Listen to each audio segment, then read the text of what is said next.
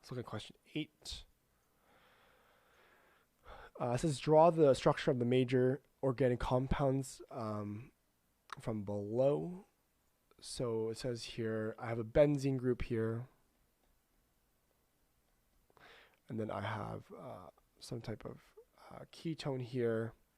It says excess Br and excess OH minus. So I have base, basically, excess Br2, excess OH minus.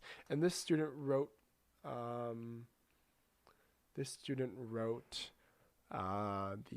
O minus here and not being able to complete the question. Okay, that's fine here. Let me erase this.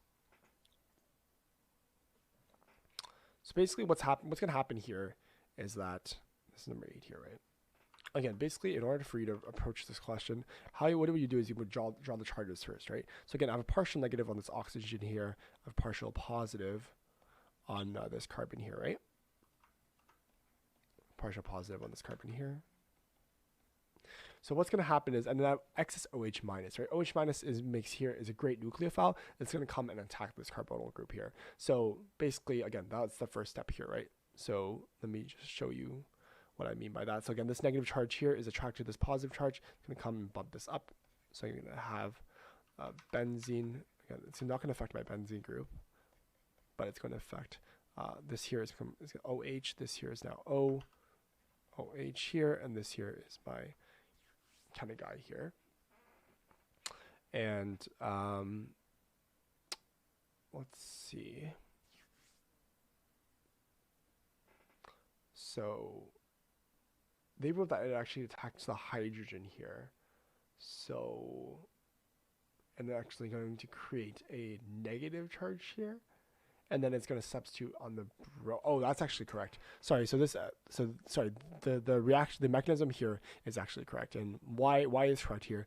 It's because I have the benzene group. So I totally ignored this benzene group. If this was a cyclohexane group, it would definitely do this mechanism here, but it's not, and it's actually stabilized here. So this would actually do an elimination. So sorry, I totally whiffed that. My fault here. It would do an elimination first. So this is going to be attracted to,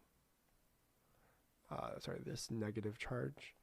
This negative charge is going to be attracted to this hydrogen here, and this is going to get bumped up here. Or it's going to basically just create a negative charge first. So this O here, and then I have H here. So this here will become simply a negative charge here. And then what it's going to do, it's going to then grab a Br from this Br bond, right? So that's what this Br bond here, this is going to come and grab one of these guys, kick bromine out. So we get something like this. And this only happens with the benzyl group here. And then we get basically, and this is a alpha keto bromination for this the reaction. Firstly, so this here is my reaction here. Again, bromine's added to the alpha carbon here, and then what's going to happen is I can brominate this again much more times because I have excess Br, excess OH right here. So I can do this basically reaction basically 2 more times to fully brominate this bond here, this carbon bond here. So it's Br bond to Br. And then what it can do now is that if I do this again, I have excess Br, right? So this is excess Br. So I basically do this alpha bromination, alpha keto bromination 2 more times to get this kind of compound here. And then what I get is, again, I have this OH minus now is going to attack this bond here. So this is what I did in the first step here. So the OH minus, so let me do that. The OH minus is actually attracted to, again, this partial negative, which is partial positive. It's going to be attracted to this guy here. It's going to bump this oxygen up and then create the thing I just erased here, right?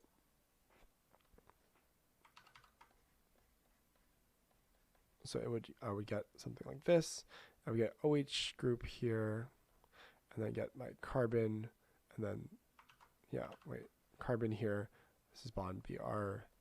And Br here. So it looks kind of weird. Again, this here has a negative charge here. And then basically, again, CBr3 is a great leaving group now. So it's going to come here and then basically kick the CBr3 out. And we get basically, I would get a carbonyl group now. So this would be double bond O, bond, and then bond OH here. Bond OH here. And finally, and then this here, this entire thing gets basically kicked out, right? So this here would be CHBr3. This would be our chloroform here. So this here would get my products. You would actually get a carboxylic acid here, or do you get? Let me see if you did. You get? Oh, you don't get acid workup actually. So this here would not. I would not have a hydrogen here. So this is simply the negative charge here. If I were to extend the problem, and if it were to have again an acid workup, if I have H3O plus, this would simply just grab a hydrogen and become a carboxylic acid here. But again, I don't have it in this question, so these two here would be my compounds. I have bromo form, which is CHBr3 because it grabbed the hydrogen from the OH group, and basically the H here is going to be grabbed onto with the bromo, the bromo form here as well. So I would get something like I would get this compound here, and then if I were to extend the problem and do acid workup, I would get a carboxylic acid. So this would be a benzoic acid here if I were to do acid workup. So great solution and analysis here. This was question. These are long questions. This is question 8. Question 8.